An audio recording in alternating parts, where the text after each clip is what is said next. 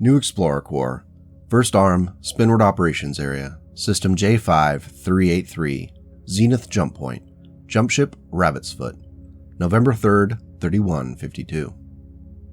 The bridge of the Rabbit's Foot was pretty quiet as Rin walked into it.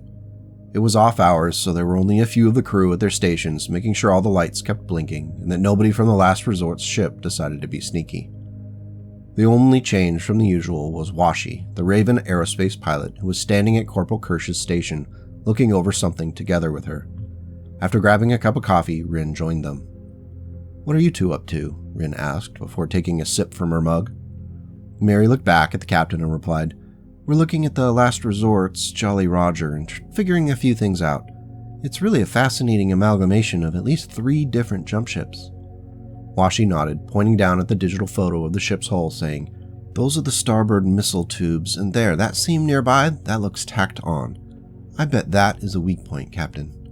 Rin sighed softly, enjoying the fact that they were taking the initiative. It still didn't keep her from asking, "Planning a war without your captain?" "It never hurts to be prepared, Captain," Washi said. Rin nodded and took another sip from her mug before saying, "Well, don't let me bother you then." "Aft Captain," both Washi and Corporal Kirsch said in near unison.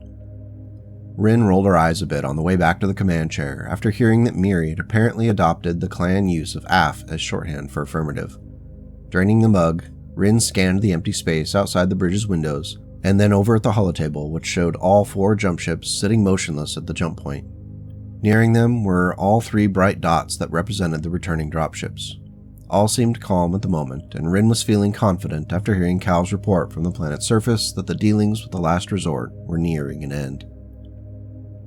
New Explorer Corps, First Arm, Spinward Operations Area, System J5383, Zenith Jump Point, Jump Ship Rabbit's Foot, November 5th, 3152. With the Eulalia firmly attached in the spine of the Rabbit's Foot and everyone accounted for, Rin felt an added bit of relief.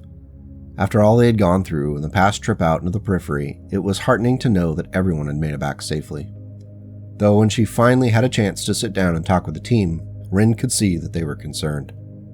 Rin listened intently as Olivia, Tenica, Cal, Max, and Vasil recounted what they saw and shared their mutual distrust of the narrative they were fed.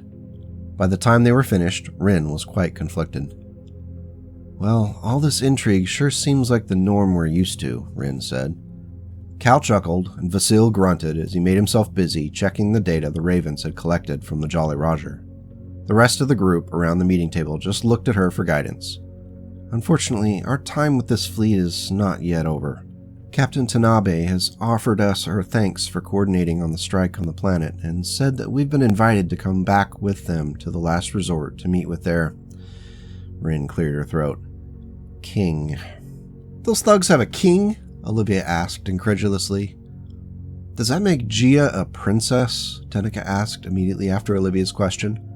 "Wait, there's a princess? I've always wanted to marry a princess," Max said with a smile. Cal chuckled. "Well, we've met her. I'm fairly sure this princess bites the head off of her mates after the fun." Max shrugged and leaned back in his chair as everyone else started talking. It took Vasil's deep voice to bring order back into the conference room. He said, "Assuming it is a trap, how do we prepare between now and then?" "That's your job, big guy," Tenica said. Vasil looked at her, frowned, and then walked out of the room, clearly already getting to work on the task at hand. "When do we jump?" Cal asked. "Roughly 6 hours. We're prepping hard. I don't want to be left behind and jump into a running battle. Got it?" Rin said. It was at this point that Noelle raised her hand, as if waiting to be called on. Honestly, Rin didn't realize the 2 Ravens were even in the room. "Yes?" Rin asked, looking at the young pilot. Those in the room looked over at Noelle, and she gulped a bit before asking, "What is the likelihood that the Combined Forces turn on us?" Rin frowned for a second before responding, "If they were going to turn on us, I think they could do that right now. I just don't see it as very likely." "I have an idea," Corporal Kirsch said from the doorway she had just entered and was now occupying with a slate computer in hand. Cal turned his head and smiled before saying, "Well, let's hear it." New Explorer Corps, First Arm, Spinward Operations Area, System The Last Resort, Zenith Jump Point, Jump Ship Rabbit's Foot, November 6th, 3152. Rin's head swirled for a minute as she gripped the arms of the command chair. As the universe reasserted itself, she took a deep breath, stood on slightly shaky legs, and walked over to the holotable. Data was just starting to flow in, and the holotable's digital pictures started to fill out, starting with the rabbit's foot. From there, the glowing representations expanded outward. Next, the Kikumaru, and then the Nara were drawn in. The last resort jump ship was nowhere in proximity. "Miri, tell me what we jumped into," Rin said as she stared at the slowly zooming out view of the entire solar system. Corporal Kirsch's voice was excited. She quickly said, "Looks good so far. The zenith is clear of any man-made structures. We're looking at one habitable planet in the 4th position from the star, several Rockies and gaseous planets further out." Rin watched the details of the solar system fill in as quickly as Miri was rattling them off. But her primary concern at the moment was that other jump point. Looking over, she asked, "How long till we know if they're at the nadir?" 12 minutes, give or take, until the sensors will pick up the jump signature, speed of light and all." Rin sat back down in the command chair and pulled up the comlink between the fleet's captains. Tanabe responded immediately, while Seno took just long enough for there to be an awkward silence. Finally, his voice came over the link and Rin said, "All is well so far. I think our decision will be a good insurance policy. If their Jolly Roger jumps back out of the system on battery, they're going to be stuck out there for longer than we would need to get back to the ship. It's off the table if they had something nasty planned for us." "A clever gambit, Captain," Tanabe said. "Though I doubt they will be happy with us for not following their instructions.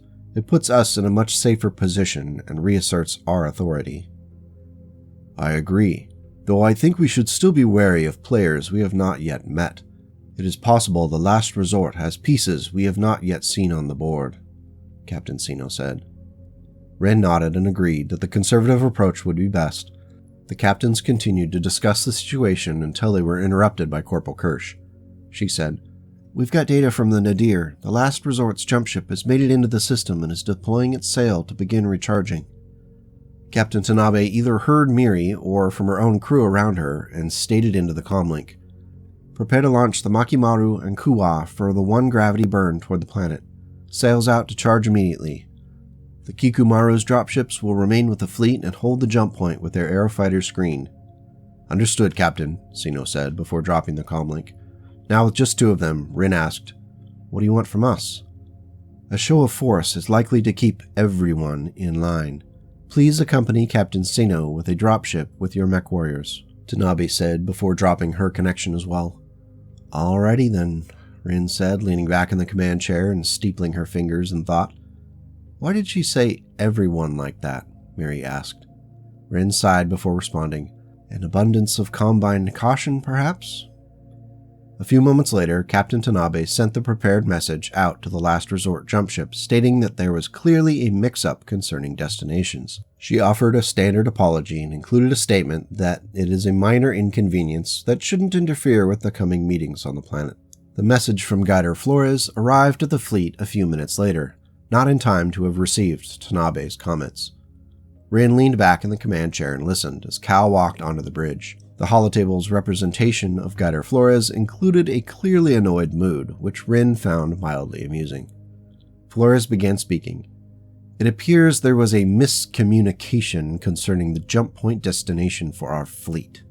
That is unfortunate, because now we cannot provide common defense from wandering pirate forces. I would recommend you leave plentiful defense at the jump point, as we have not entirely cleared the region of threats. We will meet you on the last resort 4 at our spaceport. Please keep in mind that it will be close quarters should you bring multiple dropships. We don't often host large delegations. We look forward to further discussions in person. Landing coordinates will be shared momentarily." Cal leaned over the railing behind and off to the side of the command chair and said, "She only sounded mildly annoyed. That's a good place for her to be." Rin nodded and added, "We're better off any time they're not smiling." Looking back at Cal, Rin found comfort in his bemused smirk. "Get the mechs ready. I want Vasil and you in any room with them. The Ravens and I will hold things here with the Kikumaru's ships." "You got it, Captain," Cal said, standing back up and heading toward the bridge's exit. "Oh, and Cal, don't leave anyone behind," Rin said. End Part 8. That's it for this week, folks. I hope you enjoyed it. If you did, let the YouTube algorithm know by hitting all the buttons. You know how this works. Big thank you to those who are sticking in with the story. It's been such a blast to write, and keep it going as long as we have. Big things ahead. Until we meet again, take care and go make the world a slightly better place today and tomorrow.